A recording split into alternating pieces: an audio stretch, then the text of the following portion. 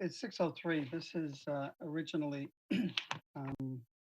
Mr. Clark, there will be some folks that will want to be let into this meeting as well. Yeah, there's a list. I got them. Okay, good. So with that, this report was apparently it was sent to the Housing Subcommittee, but when I looked at the response to the report, there was a motion, I can't remember which motion was referred to the Zoning Subcommittee. So not that we're going to squabble over subcommittees. And so Councilor Drinkwater and I spoke and just decided to make this a joint subcommittee. If you read through the report, which I did, I have some concerns. I have some serious concerns, quite frankly. Why don't we open it up? Why don't I do a roll call? Sorry about that. Roll call. For the zoning subcommittee, Chairman Elliott. Here. Council Chow. Here. Council Noon. Here. For the housing subcommittee, Chairman Drinkwater. Here. Councilor Elliott. And Councilor Garcia. Okay, quorum being present. So we did get this report, and Councilor Drinkwater, I did speak. Housing and zoning. I think this report really is relative to zoning changes. There are consistent messages in there about zoning. So why don't we? I'm not sure how we want to proceed. Councilor Drinkwater, you and I can just kind of jump in back and forth.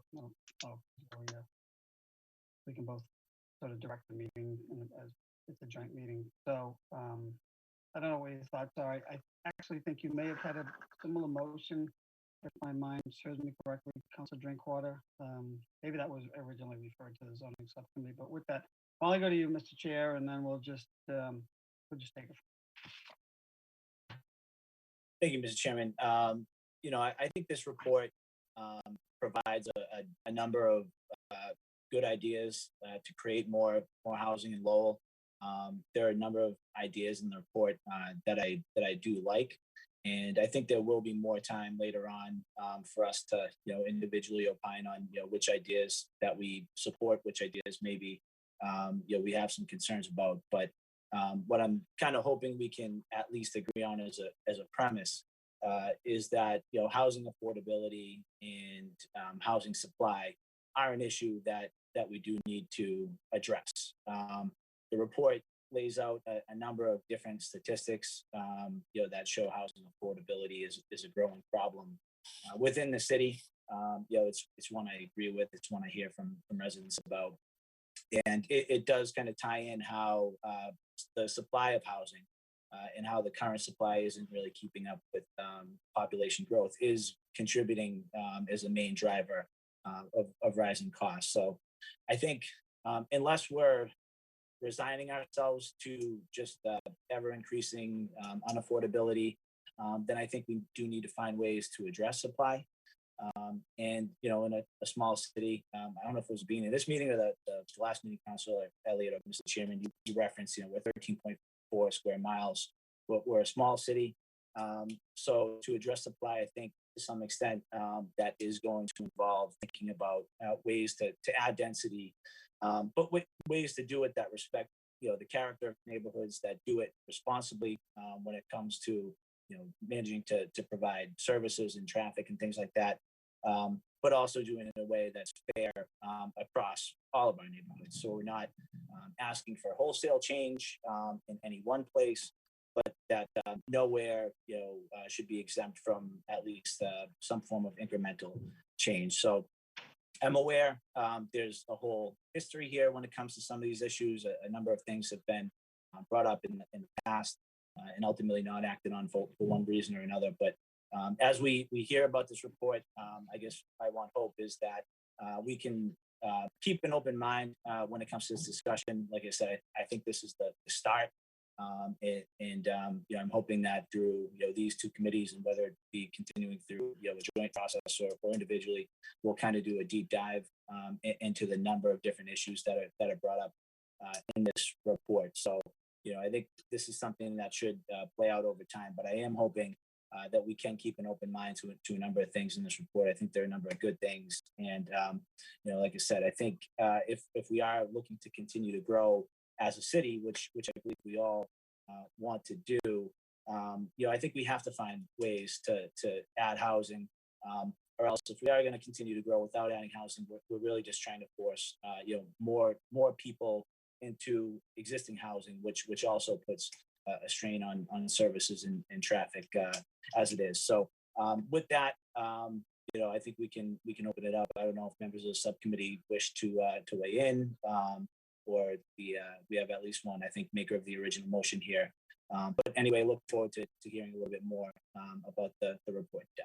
Thank you. Why don't we go to the city manager? Thank you, I'd like to Chairman come back Elliott and Chairman Drinkwater, and through you to members of the subcommittees. I just wanted to put in context this report that we have in front of us. It's obviously a quite complete report on a number of issues.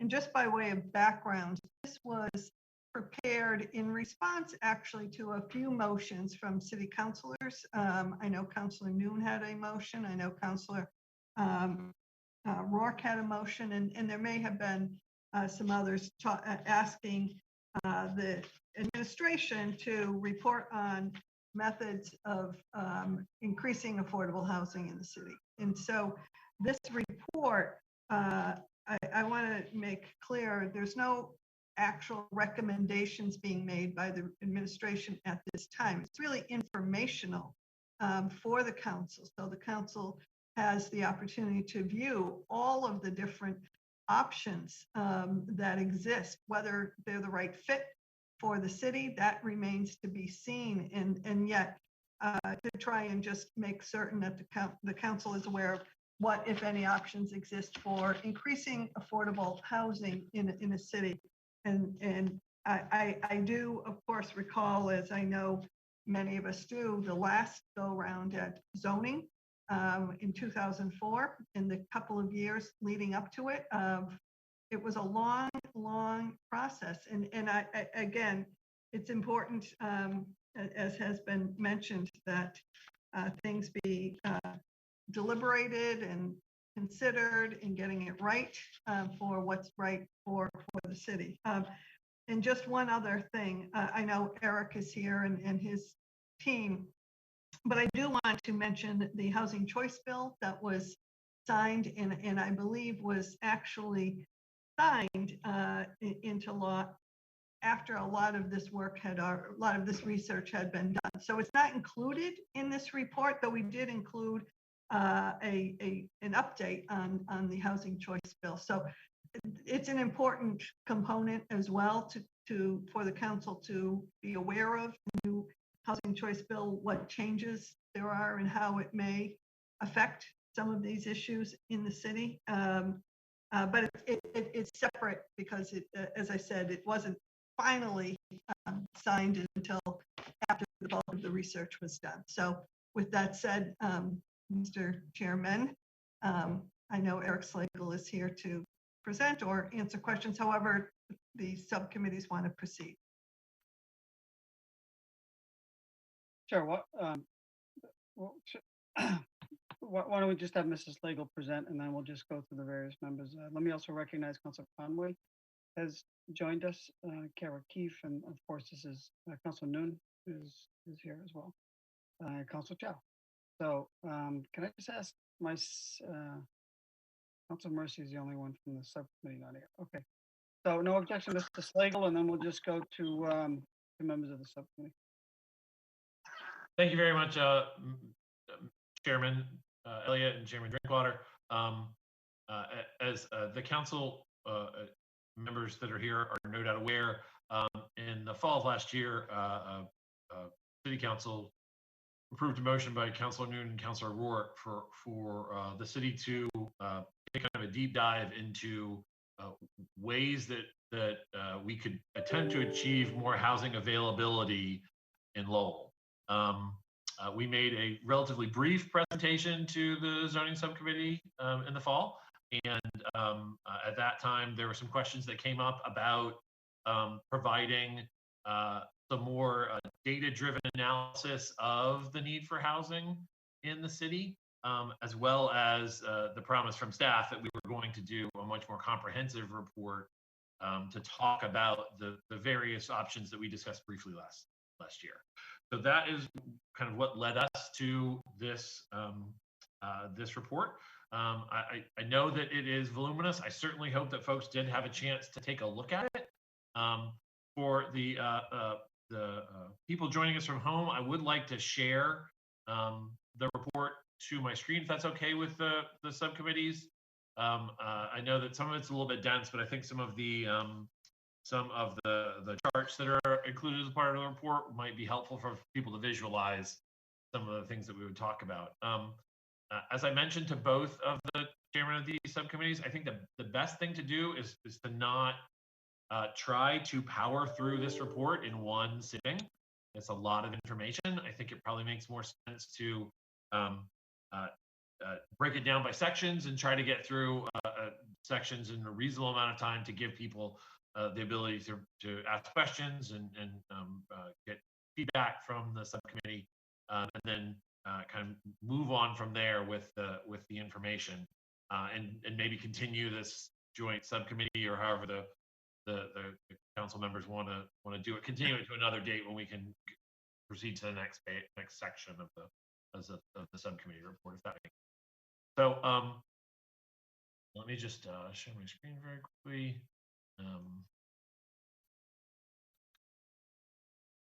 So can folks see the report on the screen at this point? Yes, we can. So as we was discussed by earlier, there were this was at the request of the council, and we wanted to kind of first dive into I think the first section that makes sense is to talk about the need for and again, I don't want to I know that the folks have thrown around the term affordable housing, but I think what I prefer is the need for more housing that is affordable for residents in Lowell, as opposed to the term affordable housing, which I think has some specific guidelines and connotations on a federal sense. I think what I think we were more looking at is the need for more diverse housing to accommodate the current residents of Lowell and the residents that I think the city would be anticipating if we continue to grow. So I think that just to highlight some of the data that we came up with, as a percentage of income, it was found that Lowell has the highest gross rent as a percent of income as the fourth most expensive city in Massachusetts. And that's hard to wrap your head around, but when you characterize the average income of Lowell residents with the average housing costs of Lowell residents, what it basically means is that there's a significant percentage of residents in Lowell who are housing rent burden, which means that their rent constitutes more than 30% of their income as a household.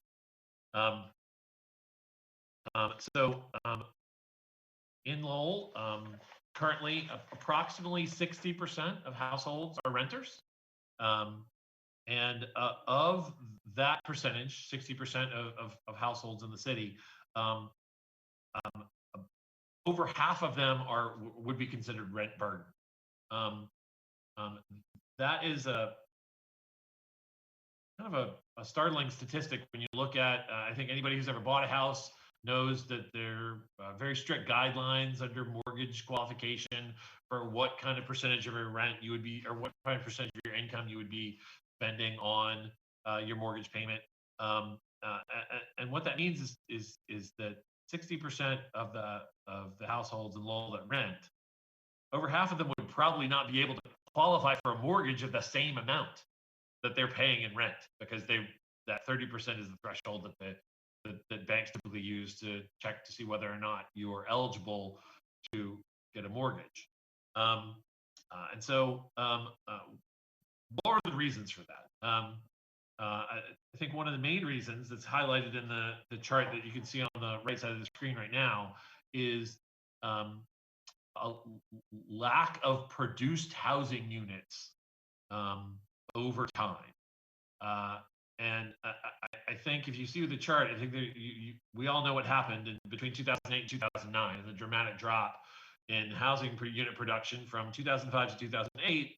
You were looking at an average about 150 housing units produced a year, which wouldn't meet the demand in and of itself, but is certainly better than I think you've seen in the 10 or 11 intervening years when housing production during the recession in 2000 that started in 2008 and continued dropped precipitously and has not really recovered in Lowell in those intervening time. The MACP, the Metropolitan Area Planning Council, would suggest that for Lowell to maintain an appropriate housing stock, we would need to be producing, approximately 325 units of new housing a year, divided up between single family and multifamily. And that would be characterized by the yellow line on the chart. And the blue lines obviously show that we have not maintained the level of housing that would kind of live up to that commitment. That is not a Lowell specific problem. That is a New England problem. In Massachusetts, especially, there has been a significant gap between the needed housing in order to maintain appropriate housing stock and produced housing. I know that Governor Baker has set several goals for increased housing in Massachusetts as a whole, and the legislature has taken some steps to try to assist municipalities and developers in producing those housing units. As such, in Lowell, that has not translated into housing production that nets the new amount of units that the MAPC kind of believes that we would need. I'll move on to the next, which talks a little bit about kind of what I touched on earlier, the rent burden households in Lowell. It's an impact of a couple of different reasons, which are kind of indicated by the chart on the left. And obviously, these are all pre-pandemic numbers, so the world has changed a little bit in the last year. But I think for purposes of housing, it's anticipated, and based on the costs of housing that we're seeing in Massachusetts, especially, that have continued through the pandemic, these numbers are not likely to change radically once we are post-pandemic. You can see the yellow line talks about the vacancy rate in Lowell, basically over the 8 years from 2010 to 2008. And it was at a high in 2012 of approximately 8.5% vacant rental units. It's currently, or at the time of this, it dropped to a little over 5.5%. That, not surprisingly, coincided with an increase in the median rents, adjusted for inflation. So these numbers are inflation adjusted and aren't pure numbers. So as you can see, those two data points indicate that we have less available housing, and the housing that there is more expensive than it was for households who are renters. And again, that counts for 60% of the households in the city. The chart on the right talks a little bit about the rent burden households in Lowell. This is all kind of post recession. So you can see that we spent this very small period of time in 2011 and 2012 when we dipped below 50% of our rent burden households, but the number was kind of on the incline and is approximately 55% now. I think those kind of pieces of information are important as kind of a baseline. And I think they have some very specific impacts on things that we're seeing in the neighborhoods. So we are seeing the rise of multi-generational housing and multi-families living in single units. That is at least in part can be adjudged to the fact that the cost of housing is less affordable, and therefore it becomes more of a challenge for folks on the lower end of the economic spectrum to be able to afford the housing in Lowell.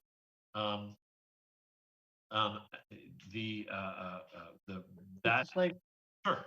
like, this is a lengthy report and I appreciate it. I hope people that had an opportunity to speak to it, but I don't know how much longer. There's a number of people that want to speak, and I know there's going to be a lot of questions, so I don't know if we can sort of bring it into focus just a little bit. I'm not trying to cut you off or not discuss important points, but we need to really take a good look at this because we'll be here for a long time if you go through the entire thing. So with that. Sure. No, I appreciate it, and I can certainly move on. I just did want to kind of highlight this because the major concern that was raised by the members of the public that spoke at the last subcommittee meeting was kind of a disconnect between the perception that I think a lot of folks in conventional wisdom have that we are in the midst of a housing crisis. And a concern by some neighborhood groups that we didn't have any data support that in Lowell. And so I do want to make sure that we get that data out there. And if you feel like that it sounds like we may have been successful with that, and so perhaps we should kind of move on to the next section, which is looking at the break between single family and multifamily housing in the city. Obviously, I think it's a kind of conventional wisdom, and folks understand that multifamily housing is typically less expensive to both build and less expensive to either rent or purchase than single family housing. Typically speaking, the goal for a breakdown, again, this is the MAPC laid out the kind of goals is to have your housing split be approximately 50% multifamily and 50% single family. And in Lowell, we found that since 2004, and the section you can see here, that the new units that were brought online were skewed heavily towards single family. And that obviously creates some challenges.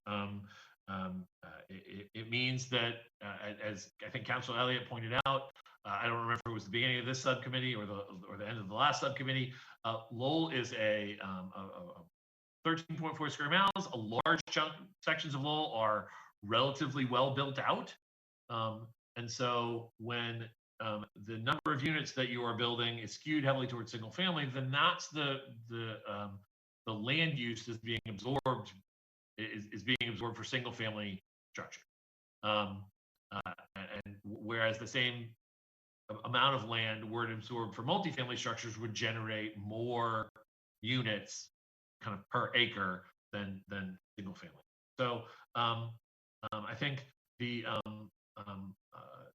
one of the challenges that I think is laid out by something like that is we are missing a kind of a gap of a type of housing, the missing middle housing that that most people in New England grew up with and they're familiar with. I know lots of people lived in triple deckers at some point in time in their life, but that type of housing between single family housing and large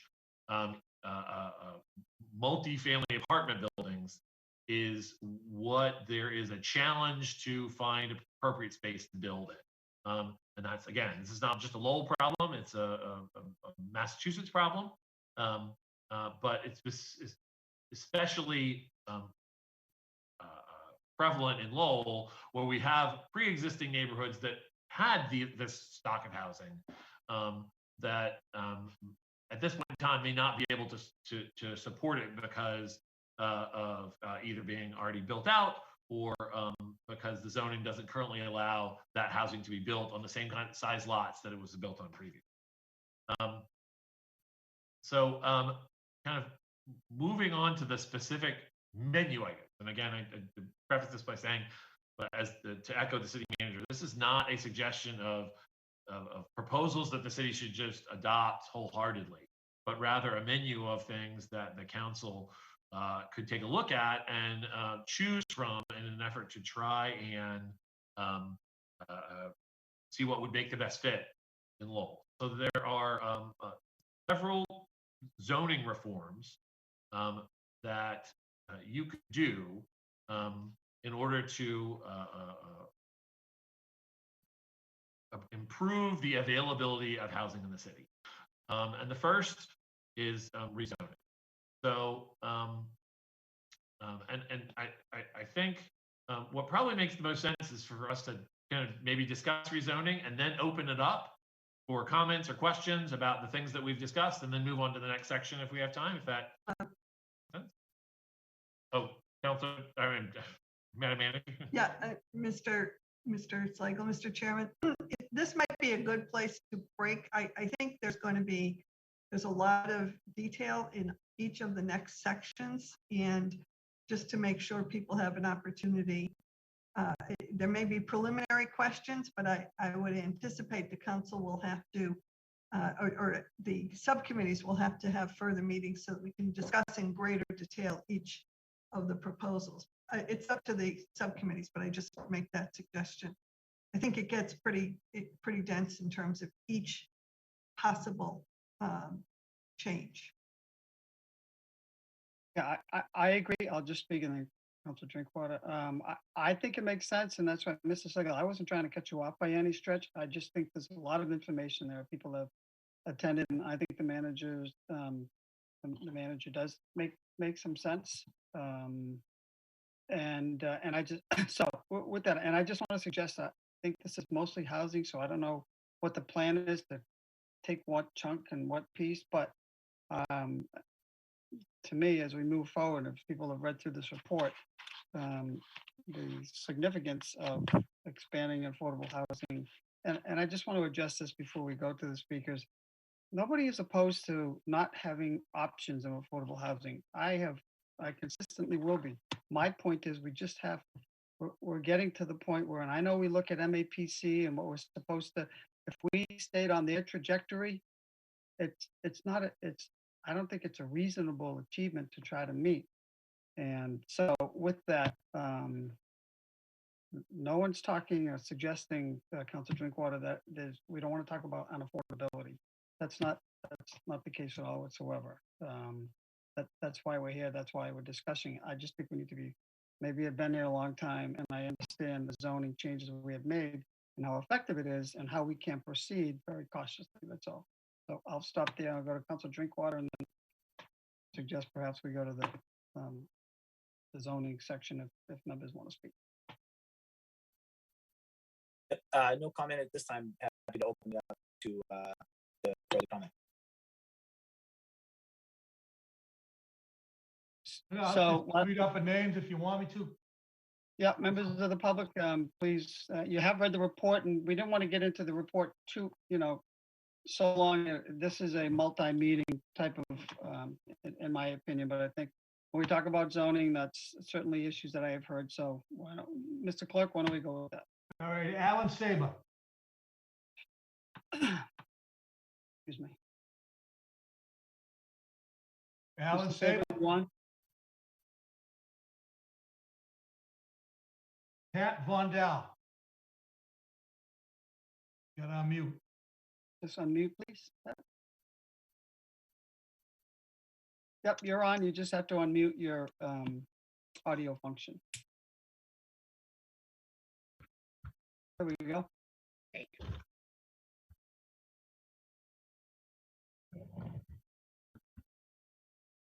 We can hear you, Pat.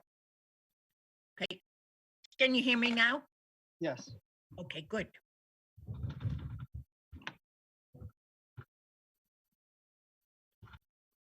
Go ahead.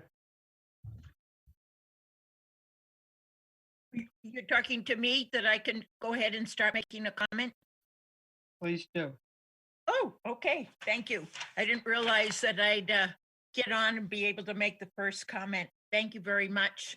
And thanks for allowing this opportunity. It was a thoughtful report with a lot of options here. And I want to talk about something that was mentioned on page 35, the first paragraph under reevaluate the downtown smart growth overlay district. For one, Talking on a call in a minute. Okay, if you're on the call, can we make sure that you're, that everybody else is muted? Thank you. Can you proceed, Pat? And we have a lot of speakers, so if you could try to keep it to 5 Okay. minutes. all right. It says we're one of the 41 municipalities adopting the smart growth overlay. And we've chosen to do that with a high percentage of affordable housing units that are located near transit stations and areas of concentration. And yet we have allowed the building of a luxurious unit, the Thorndike Exchange, very high end that nobody could reasonably afford except the very wealthy. And I wonder why that was let through. That seems to go against, this kind of an initiative to have more housing. Yet the whole premise of this report starts off with kind of blaming the people that, it's because of years of saying no to building grandma houses or an attic apartment or this or that, and that we have an obligation to make sure that we maintain high rents and housing costs that are reasonable to maintain the socioeconomic richness of this historic city. But I think we have done just the opposite of that and have wanted to build another Portsmouth, New Hampshire, or what Somerville has begun to build, what Somerville has turned out to be. And I don't see the concern with that. And I don't see anything about negotiating with University of Lowell, who has taken away a lot of affordable housing and building opportunities. It all seems to be the fault of the people who live in the city. And yet the planning and economic development, you have been here all along. Where's your role in this? And I just want to make a comment on that. I think the allowance of building Thorndike Exchange with extreme ultra expensive apartments was a very serious missed opportunity. And there are others like that. And that's what I wanted to say this evening. I had other comments, but I know I'm limited to one. Thank you very much. Jerry Frechette? You're welcome. Thank you. Thank you. Thank you, Mr. Chairman.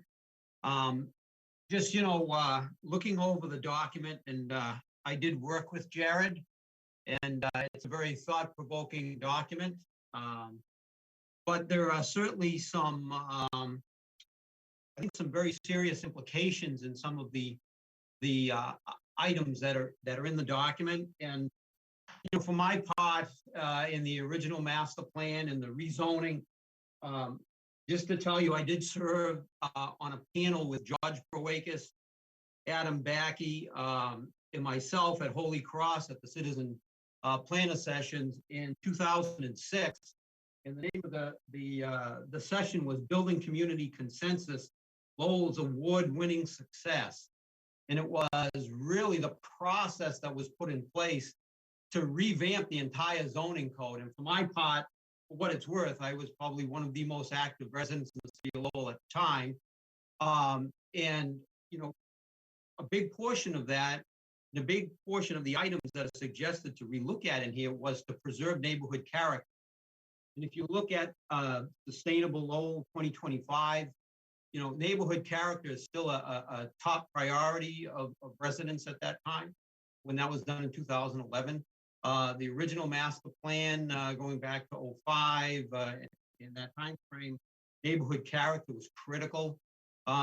So again, councilors, I know you're Councilor Elliott, you were on the zoning subcommittee at that time, and Manager Donahue, you were on the council at that time. So, obviously, it was a very robust process to look at some of, it was major what we did at that time. And again, taking a look at some of the suggestions of the neighborhood character special permit, well, quite frankly, that was put in there because for everybody listening, and I serve on the vice chair of the planning board at the moment, is that site plan review gives the board very little tools to work. And, when I was a chairman of the Protectable Citizens Council, one of the frustrations is councils would tell us, well, it'll be addressed at the planning board with site plan review. Well, in actuality, you really couldn't deny a project if it meets the certain criteria. It was very limited, and the board expressed to the residents their frustration. So this was a tool to be able to give the board something to work with on some of these larger scale developments. So I think there's a lot of merit in the discussion here. Let's not lose sight of the fact that I know there was a clear distinction between affordable housing and affordable housing at the beginning of this. But Lowell is one of the handful of communities in the state that exceeds the 10% affordable housing under Mass General Law 40B. And we are one of the few in the area. I also serve as the city's representative of NEMCOG.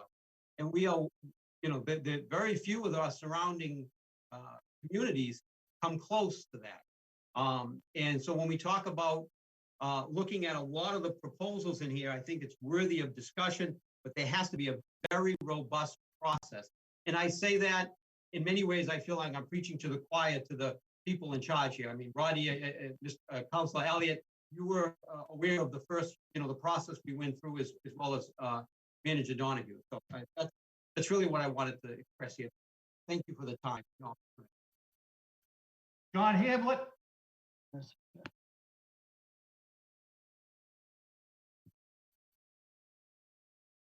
He couldn't stay for the meeting. Deb Forgione, Okay, so I don't want to take up a lot of time because I think that this is going to be a long process and it should be inclusive. We've done the Pawtucketville Master Plan that took more than 2 years, 40 people, neighbors, businesses, nonprofits. It takes a village to do a document. So this came out of one office in the city of Lowell, Department of Planning and Development. It appears by one person wrote the report, who after he wrote the report moved out of Lowell. There is a statement about how much, the Lowell, the city we love, and the person that did the report left and moved to Washington, D.C. So honestly, as a neighborhood person, I felt a little curious about how the report came out of one department, something this extensive, this important, and it didn't have a collaboration. So I'd like to know who wrote the report. It appears that one person did, but I don't believe that. I believe more people must have been involved in this. And I'd like to know where that information is coming from, who collaborated on it. For us to believe that this report is done inclusively of everything you're trying to achieve, I would like to know who did the report, how they got their research, what was their directive. When you tell someone to do affordable housing, what was the directive? What was the parameter that you were looking for? Because when I'm reading the report, and we've all read it, a lot of us have, consistently multifamily, multifamily, multifamily. I don't see any senior housing.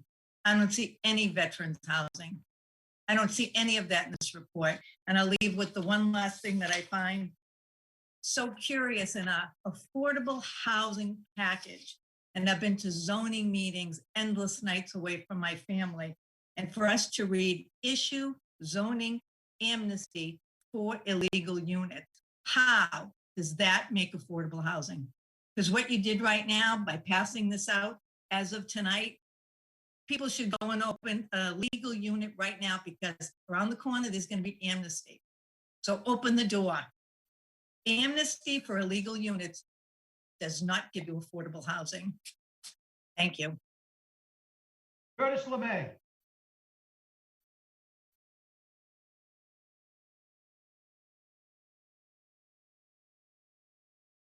Curtis LeMay,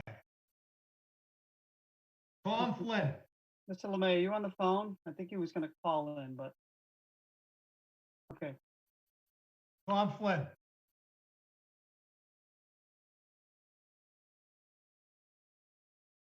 Angelica Beto,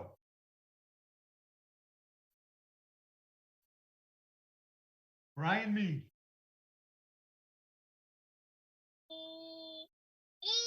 Hello? Go ahead. Can you hear me, Mike? you're all set. All right, thank you. Just driving in the car with my kids. Sorry if you hear a little background noise.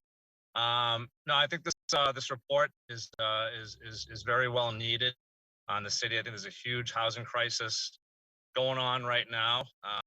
You look at houses going to market. There are 40, 50, different people going and looking at the house, lines out the door, and the houses are sold within a week, right? And they're getting $50,000, $100,000 more than asking price. So to say there isn't a housing crisis in the city, I think is just is just foolish. But I think the approach I think what the report lays out is great because it kind of gives a lot of different prescriptions to look at. And I think the best way to do it and the fairest way to change any zoning in the city is to have incremental change in every zone, right? You can't just put all the housing downtown or next to the highway, which is what we've been doing the last 10 years, and which is fine. A lot of people want to live downtown. A lot of people don't, excuse me, right? Mr. Mead, can you do me a favor? Can you just please pull over while you're speaking on this? But I just think you have little children in the car and making me a little concerned. Yeah, I'm fine. Thank you, Councilor Elliott. I can see ahead of me and drive at the same time and talk.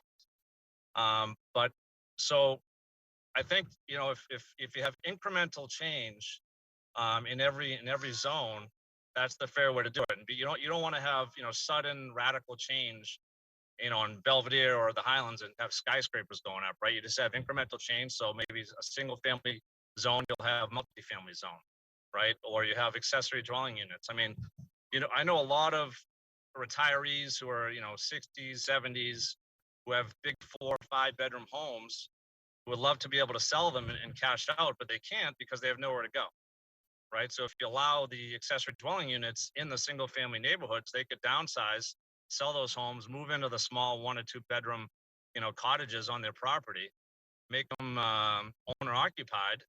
So you're not having, random people moving in the neighborhood. So I think if you did something like that, you'd have more young people. I know there's a ton of Lowell natives who in their 20s and 30s want to move in the city in desirable neighborhoods, and they can't because there's no housing stock, right? So you kill 2 birds with 1 stone if you allow more duplexes and ADUs in the single family neighborhoods, and then in the multifamilies you allow, say, triple deckers, and then in the in the mixed use you let them go a little bit higher. So it's just everybody. I think if every zone has a little bit of an incremental up zone, I think that's the fair way to do it, and you'll see the best results. So thank you.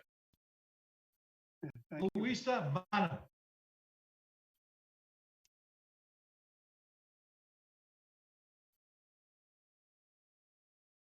Louisa Bonham,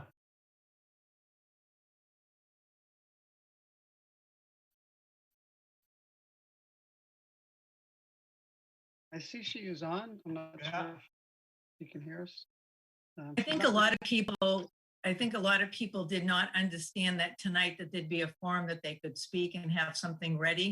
But we will be ready for the next one. But everybody here wanted to definitely hear what the zoning subcommittee was putting together. that's all I have, Mr. Chairman.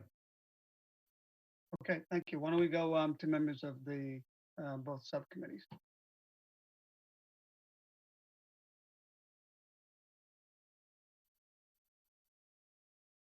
Or, why don't we go, Council Noon, you were one of the makers of the motion, so my apologies. Thank you, Mr. Chairman. This is not just mine, it's also Councilor Dan Rook as well. When we talk about zoning change, the reason being is that when we filed the motion is because as Eric and maybe other people spoke to, that it's been a decade old, almost a decade, more than a decade, 2004. So it needs to be changed. And Mr.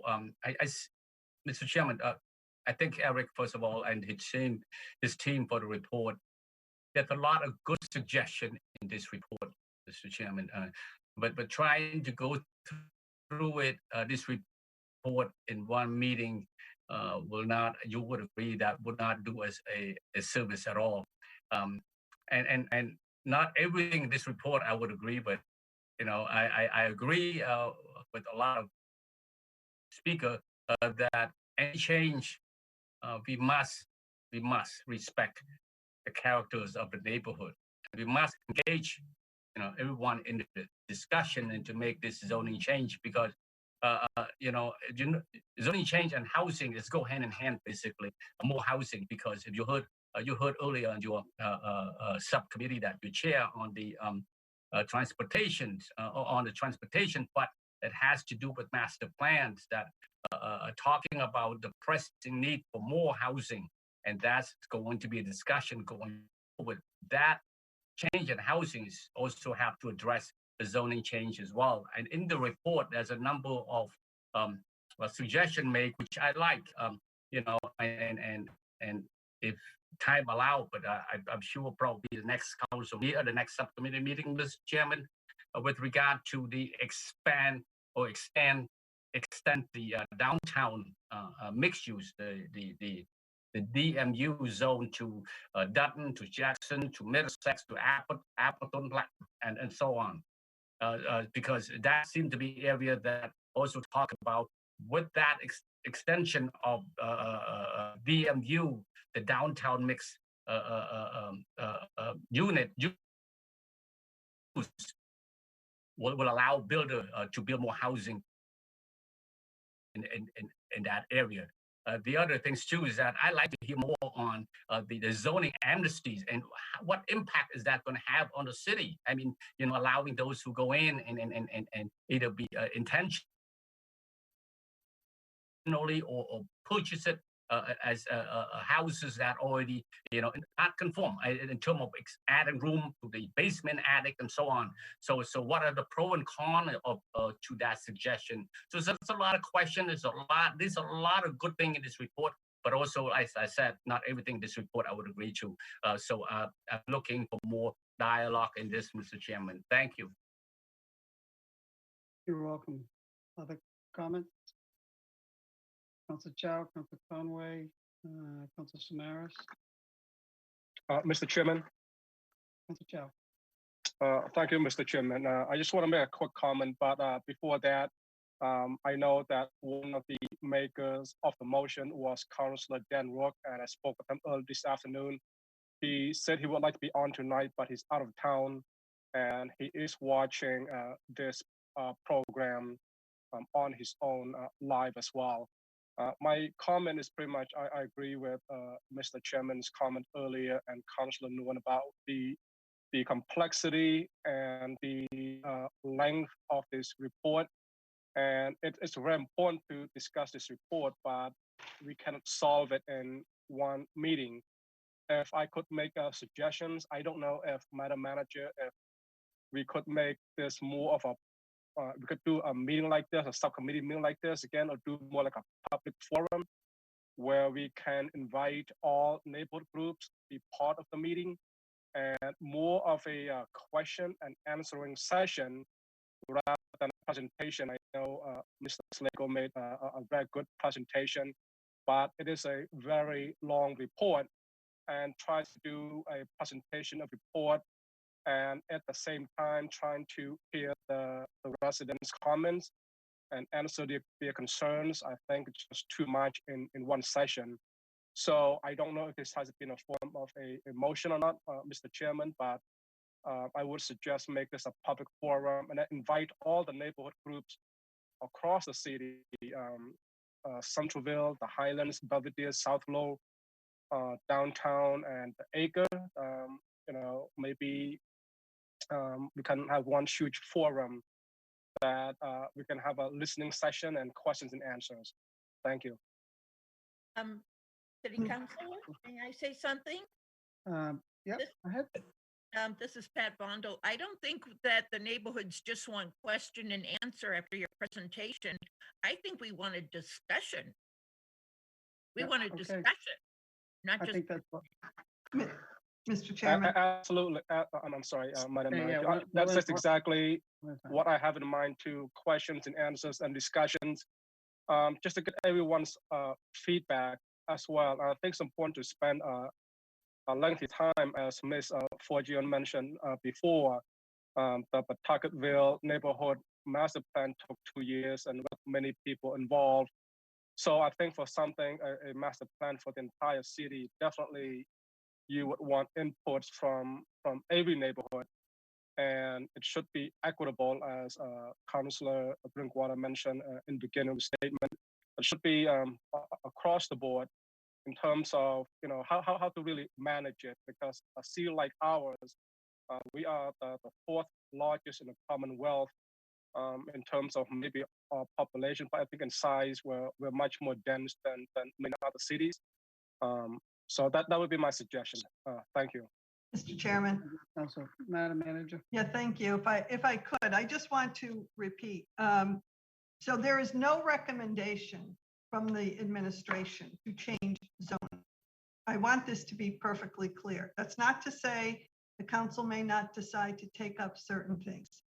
So as has been mentioned, many years ago, before the 2004 zoning changes took place, it was years, not months, in the making of everybody coming together. That is a huge process. That is not what this report is intended to convey. And I just want to be abundantly clear. That's a very different proposition. And that will be up to the council. And I think many of these issues that are raised, by the way, there are no recommendations. We are making no recommendations in terms of amnesty or anything of that nature. What is in the report are, what are the possibilities? What are the options? It's informational, period. Okay, so that said, counselors have raised the issue of affordable housing and how we can address it. So this report, which is a response to motions from counselors, is just that. And so if it's the wish of the subcommittees to have more in-depth presentation on those informational pieces, we're happy to do that. But if the suggestion is to change zoning in the city, that's a huge undertaking, and one that we would have to approach in a very different way than this report. Having been here for the last one that was done, it is a much, much more in-depth process, as opposed to if there's one or two options that the council wants to look at and try and get more information on. So I just want to clarify that. In terms, I don't want and I totally respect the idea of including everybody in the city if there were to be wholesale zoning changes being proposed. But that's not what the administration is proposing. We are 100% not proposing that at this time. But I don't want there to be confusion. I just want to clarify, because I don't want there to be confusion that this report are recommendations that the city's making to make these specific changes to our zoning laws in the city. That is not what this report is. So I just need to clarify that again. But if the subcommittee wants further presentation on one or more or all of these possibilities, and that's all they are in terms of how do you get more affordable housing in a community, we're happy to do that if that's the wish of the body. Otherwise, it's a report. Madam Manager, I understand that, and this is the report, and this is the suggestions that on how to achieve some of the goals. So, and we're not even suggesting it, Council. We're just saying these are options that have been utilized. Yeah, there are options, and when you present a document like this out to the public, naturally people are going to have opinions, they're going to have concerns, and on how to implement. So I think your point is well taken. However, when people see some of these things and how they're going to affect, and in large part, it's the Pawtucketville, Belvedere, and Upper Islands. Many of these options will have effect when we're talking about, and certainly I'm just going to speak myself. Jerry Frechette probably said it best. The process and the time and the effort that was put in put this zoning code in place, which I think is a good zoning code. And there are regulatory options for people to go through to protect the same very character that we've worked years to implement in every distinct section of the city that has different characteristics. I think it's a good document. I don't have, I'm willing to look at some options, but when it comes to broad changes as some of the options suggest in here, I don't think it's a good idea for the city. That doesn't mean we're against affordable housing at any stretch whatsoever. In fact, I put the motion way back when to take a look at the development downtown in the Hamilton Canal District to revisit housing, because we do need to address and include more affordable housing. By the same token, as Mr. Pichette mentioned, we do good work, I think, and we have exceeded that threshold by many percent, by hundreds and thousands of units, in my opinion. But there's only so many space. That is my only point. When we look at tweaking certain sections, yes, but some of the options, as you mentioned, Madam Manager, in this report, to me, do not have a positive effect on the neighborhoods that we work so hard to preserve. So that's those are my thoughts. And quite frankly, and I understand it was just a report by someone, but some of the statements in here are they're clearly opinions that we are going to make this too long, but there's a lot of discussion that I think will take place. So I'm going to stop there. There's going to be many more meetings, because I think this is it's an important issue, but it needs to be dealt with and addressed very carefully. And I'd like to add, I agree that this is the jumping off point. There are a number of ideas in this report. I don't think certainly the idea was ever to adopt everything wholesale or as an entire report. I'd like to see each of these two committees dig a little bit deeper into some of the specific ideas. There might be some that really can't gather much support. There might be others that do. And I think it would be appropriate as we move forward, because we really didn't delve into any one specific idea that's mentioned in these reports. So we schedule future meetings as it is the will of the council or individual members of the subcommittee to explore specific ideas further. I know personally I'm intrigued by the idea of accessory dwelling units. It's one area where we certainly do outproduce a number of surrounding communities in terms of our number of affordable units that we have in the city.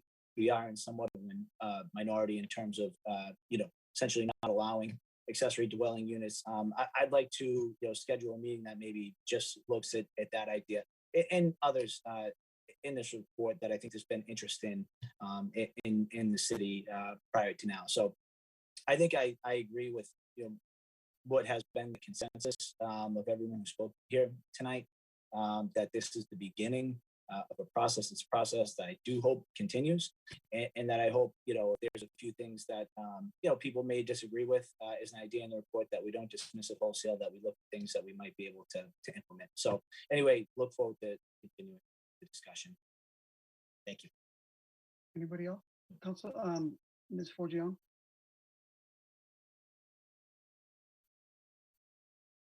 I appreciate the opportunity to bring the public in, and I think you can see by the amount of people that were in on the call that a lot of people did have something to say, but we didn't realize that we'd be able to tonight. So I'd like to be able to feel comfortable enough knowing that this is going to be going to the zoning subcommittee, because I really read through this, and there is not one initiative that wouldn't require a zoning change. If there is, the amnesty doesn't require a zoning change. And again, I don't beat a dead horse, but to put that you're going to give amnesty to people that are running illegal units, it loses credibility. That report loses credibility. And I feel that we're all been given in November, we are going to be able to have ward counselors. It's a court mandated way that we're going to vote. Everyone gets representation. But we're doing this during an at-large administration. And I'm wondering, the dialogue you expect to get between now and November, puts everyone in an awkward position because we're entitled to our ward counselors and then 3 at large. But we're going to be doing all the hard work in an administration or a council that's got till November. So what can be accomplished from now until November? And then you're going to change the entire way that we vote in the city. I just feel that this report came out, why it came out now for discussion, the way that it did with the items that are in it. I think missed opportunities for the affordable housing conversation by putting a document out like this that was so inflammatory to so many people. I just feel that it was a missed opportunity. And I feel that looking at it, I think you need to revisit and rethink, is this an affordable housing initiative or is it a zoning change to the city of Lowell? It's mixed messages. So thank you. Okay, thank you. I wonder if it makes sense to members of the subcommittee and city council, knowing that this was just sort of a discussion, a document to start a discussion point. Does it make sense to refer, and if some of them don't make sense, does it make sense to refer this to the city manager to come back with some of these items, because they're, according to the report, there's up to 20 ideas on how to achieve some of these. Some of these, in my opinion, are just not achievable. And while I do think that we need to continue to provide affordable housing, we also do need market rate housing, and we need worker rate housing. So there is that balance throughout the city. But again, I just want to stress that's one way that we can look at it, to, you know, look at certain targets or quota. However, the flip side of that is the stress on services and infrastructure and traffic and parking, which any of us that attend lots of neighborhood meetings know that those are central issues, and that clearly has an impact on housing density and the impact on certain neighborhoods. So does it make sense for Madam Manager? Do you want to come back with a little bit more? Let me just address this one more time. This was a response to motions by council. As far as I'm concerned, it's a report.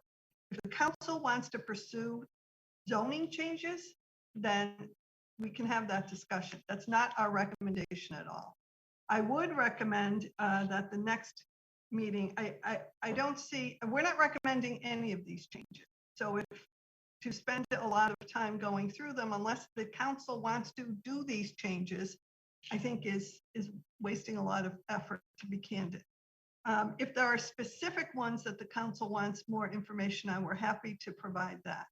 I do think the suggestion about accessory unit, that is part of the new housing choice law that the governor signed.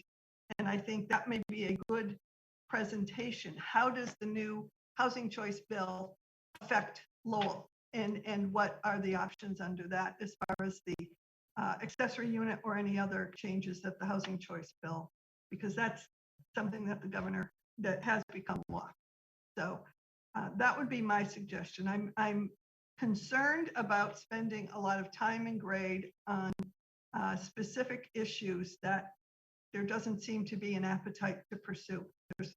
Again, council makes the decision on whether the council wants to pursue zoning changes.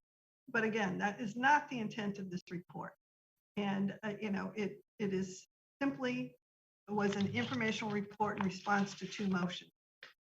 If there's additional information, then we'll pursue that if that's what the council wants. Okay, I understand. I'll go to the makers of the motion or the housing chairman. I think that makes sense. It was a report. We've had discussion. If there is going to be any of these changes implemented, I'm not sure how they're going to take place, but as the manager mentioned, perhaps this is a report and informational, and should anything else needed to be done from here forward. I do agree. It makes sense to get a report from the manager on the housing choice legislation, and that does make sense. So I'm not sure who. If we want to make that motion to add that report to both of these subcommittees, I think that makes sense. I'll actually make that motion. Do I hear a second? Sorry, Chairman Elliott, the motion was to provide a report on the housing choice legislation to both subcommittees. Correct. Including I the know there was a accessory brief- unit. Including the accessory unit portion of, Unless it was already referred. I know Tuesday night, maybe it was. So just, we have to get clarity. I'll second that motion. Well, if I can do that from, if both chairmen are allowed to. I don't know if we can do Yeah, that. there's no, We're also no on a problem with- subcommittee. no problem with that. Yeah, I didn't. let me Mr. Chairman. also, if I may just add one more point of clarity, Mr. Chairman. If the council's desire was to make zoning changes, we would not do it this way. We will come in with, if that's what the council wants to do. But making wholesale zoning changes in a city like Lowell is a very, very complex process. And there is a process we have to follow. This would not be the process. This would not be the process if it's zoning changes that are being suggested. So again, I'm trying to follow your train of thought, that this was a report, it was referred to. We had both subcommittees. We had a discussion. If there is going to be any advancement of any of these options, then it's going to require Further motions. further motions. So we'll, But we certainly will bring back a report on the housing choice bill, how it affects Lowell. A portion of that is the accessory dwelling unit that has been mentioned here tonight, and we will report fully on what those possibilities are under the new law. okay, Mr. Chair, Mr. Clerk, motions have been made and seconded. Can you just call the roll so you know who is on record? Chairman Elliott, Yes. Council Chow, Yes. Council Noon, Yes. Chairman Drinkwater, Yes. Councilor Elliott, Yes. Councilor Mercia. Okay, that motion passes. So we'll, If I could, there's a registered speaker popped up. oh, I'm sorry. It's Curtis LeMay has been trying to get on, but I think he's having some technical problems. He's the iPhone with the hand up, so I don't think he's having trouble getting through, so. And there's a Maria Beto that just came into the meeting, so. Up to you. Okay, yep, absolutely. So Yes, whoever I'm is, Mr. LeMay, Mr. LeMay, have you joined us yet? I see there's one person on the phone, so I could be wrong. Hearing none, who's the next person? Maria Beato. Maria Beato? I'm just listening in. Okay, that's it. Mr. Chairman, I think Eric Slagle was trying to say Mr. something. Slagle? So yes, Mr. Chairman, I just wanted to mention to the members of the subcommittee that we did submit that report on the housing choice legislation to the council at the last meeting. I just don't know that it was referred to a subcommittee. So that report exists and the counselors got it at the last council meeting. So Yeah, it was on the agenda. We do I see just that. want- Well, we're going to have the administration make a presentation to this joint Sure. subcommittee. that I think it makes sense. Anything further? Any other comments? Any other speakers? They make it on, Mr. Clark? No? Not that I see. Okay, thank you everyone for joining. Good dialogue, good information, good exchange of ideas, and we'll see you at the next meeting. Motion by Councilor Drinkwater, seconded by Councilor Nguyen to recess. All those in favor signify by saying aye. Any opposed? This meeting stands in recess. Thank you. Councilor Drinkwater, you can hear the next one. Sounds good.